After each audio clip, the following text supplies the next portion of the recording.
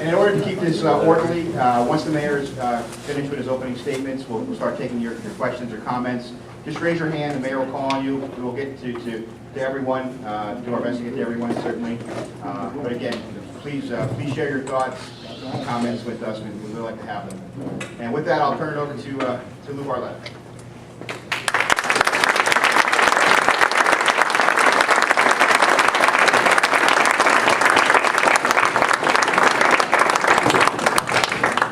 Thank you very much. It's a pleasure to see so many people here today. Thanks for coming out. I know the weather is not the best, and I really appreciate it. It just shows the concern that you have. As I've been traveling around 5 counties now for most of this year, listening to concerns of people from Stroudsburg to Bloomsburg and all over the district. We heighten town by town. I've attended as many events as I could. I would stop in little restaurants and diners and sit and listen, walk into a bar, sit down and let people talk to me and tell me what's going on, what's on their mind, what issues are important to them, what are their concerns, what are their hopes, their dreams. I could sense the frustration that people have been feeling here in northeastern Pennsylvania. I myself, as a resident in northeastern Pennsylvania, have the same concerns that the people I've been talking to have about the direction this country is going in. This election is not about Democrats and Republicans. It's about 2 very different visions for America. This is probably the most important election of our lifetime, and I'm glad to see so many here coming out that have concerns as well. We have one vision of those that want to continue to keep America on the direction we're going. My opponent happens to be someone who believes that. He's voted with Nancy Pelosi 97% of the time. If he's elected, we will continue with the same policies and in the same course of a larger government, a massive growth of government, a takeover of our individual health care by government, a debt and spending that I believe will destroy this country. I have a different vision for America. I have a vision that still believes in personal responsibility, in our personal liberties, and freedom, and free enterprise, and that government is not the answer. Government can empower people to make choices, to improve their lives and help. We've got to stop the spending. I've become a grandfather since the last time I ran in 2008, and I talk about it often. I worry about what kind of life little Gabriel will have growing up. This debt will be paid for by generations to come, and it's unfair. It's unfair to our children and our grandchildren to expect them to deal with a debt that we cannot pay back. 33%, over 30% of the debt is now owed to foreign countries. And if we don't stop this health care takeover this November, it will be too late.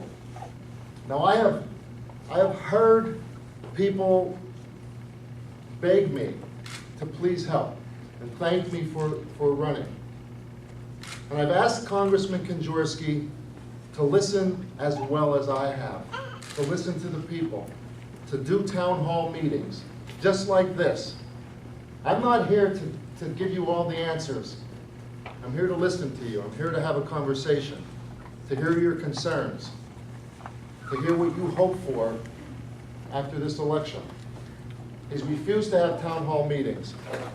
I've asked to have a debate in each of the 5 counties so that we could talk about not only national issues, but we can talk about local issues. And the people from each county could hear our views on both those issues. He's refused. We were invited to participate at Bloomsburg University. I showed up. He did not. The Pocono Record asked both of us to come in for a joint op-ed debate.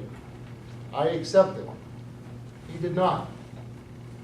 And just recently, we were asked to discuss an issue every week with the Scranton Times, which I did. Congressman's campaign said that he's too busy, and that if he talked to one reporter, he would have to make himself available to others. This is the anger that is frustrating people all across America. Washington is not listening. They are not listening to the people that send them to represent the people of their districts. I was very clear, was very loud and clear that the American people did not like this health care bill. And when Scott Brown won in Massachusetts, most Americans thought that it was finished. But they went ahead and passed it anyway. Nancy Pelosi said that it was Paul Kanjorski's vote that put it over the top.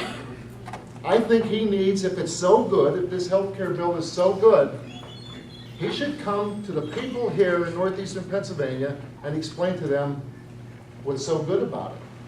He should hear their concerns. He should hear what I have been hearing and explain to them why he feels it's the right thing to do. Since he will not, I will. I'm here tonight, again, to listen, to hear, and hopefully we could discuss what you hope will happen after November 2nd. So with that being said, again, I want to thank each and everyone here. And who wants to start? Again, it does not need to be a question. And if it's just a comment that you want to make or something you want to say, I hope we can keep it very informal, relaxed, and as I said, there'll be some refreshments, and let's have a true town hall meeting. Thank you. Lou, thanks for having this event. I think people are entitled to know that Paul Kanjorski also voted for cap and trade legislation, which basically is a tax or a fee on all forms of fossil fuel. The oil you use to heat your house, if you use oil for fuel, electricity generated from coal, the gasoline you put in your car to get to work. And something I think the campaign should point out is that Kirsten Gillibrand, senator from New York, Kanjorski's own party, wrote an op-ed in the Wall Street Journal that talks about how much money Goldman Sachs and JP Morgan Chase were going to make off of cap and trade legislation. And I believe that Mr. Kanjorski accepted bundled contributions from at least one of those organizations. I hope you'll make a point of that during the campaign. Well, thank you. And you're right. You know, we are going to feel the effects of cap and trade when we get our bills at home. So it will affect everyone. My name is Mike Cusick, and I want to say I'm proud that I'm going to support you this time around.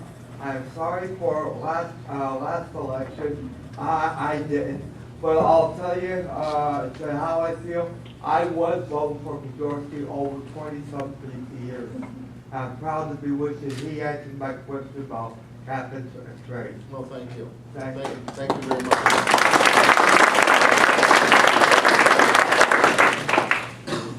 I've been to your opponent's office a few times to see him. Every time I've gone here, I can put my name on the list. I would be number 73. Don't know when they can get around to seeing me or talking to me. And he don't hold a townhouse. He's afraid of it. He has a telephone townhouse, but he only speak on the subject he wants you to speak on. And I don't go for that. Well, I think we're at a point in our history right now, in a time where people want the government they want to take back the government.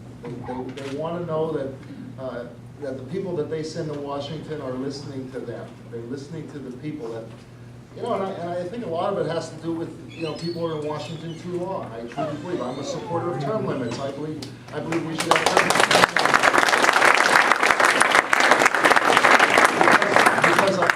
Because I believe what happens is sometimes people stay in Washington so long that they lose touch with how people are feeling, with what's happening in the lives of the people back home. You know, Congressman Kanjorski just made a statement that he believes we are out of the woods now. Well, he's not talking to the same people I'm talking to. I have a friend that just lost his job. He was working for the company for 25 years. He's 52 years old. He's scared to death of where he's going to find a job again. I don't believe that most people feel we are out of the woods. He's also said that he believes that this is the best economy in the history of mankind. Well, maybe for those in Washington who have been there for over 20 years, things are going good, but things aren't going good for everybody here at home.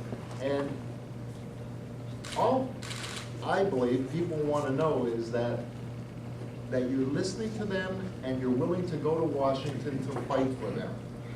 And that's what I'll do. I have been a fighter my whole life. I have never worried about being politically correct. I've never worried about if I say the wrong thing. My wife reminds me every day of all the wrong things that I say. But that's okay, you know, because we're human.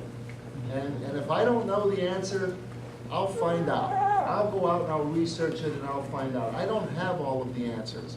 But it's only by listening, it's only by doing this. And I promise you that when I'm elected, I'll continue to do this. I'll continue to stay in touch with the people that I represent. Democrats, Republicans, independents, young, old, it doesn't matter. Because this isn't my campaign. And if I'm fortunate enough to represent you, I will just be your voice.